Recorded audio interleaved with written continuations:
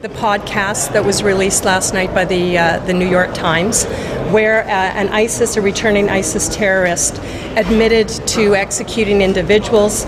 He talked extensively about how he did it. He talked about how he felt. He talked about that he thought he would not be held accountable. And this individual, from what we've heard from media reports, is in Canada. Now, the government today said that now they can't talk about returning ISIS terrorists. They seem to have no problem talking about them when they were defending their ability to come back to the country. Prime Minister Trudeau had no problem talking about them when he said they need to be reintegrated back into Canadian society. But today, there's an individual that is probably walking around the streets of Toronto. He should be arrested today.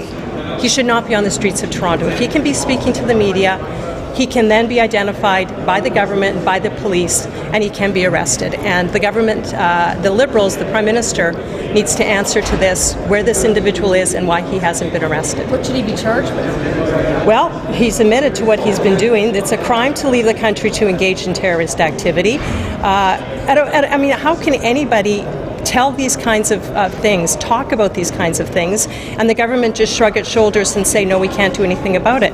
Canadians absolutely and deserve better. They deserve protection, and they deserve to know where these terrorists are and why they're not being arrested. The Prime Minister downplays situations instead of dealing with them head on and saying that his government and he will do everything to bring justice to the people who have been victims of ISIS, for example, or bring these people to account, hold them to account. But he's done the opposite, so that when something like this now is here in our faces, it's in the faces of Canadians, that this terrorist is walking around Canada, they've had a Prime Minister who has just basically shrugged his shoulders and made a light of it. So that's the problem. I think we need to hear some strong, very clear message, a very clear message from the Prime Minister that he believes that returning ISIS terrorists should be in jail.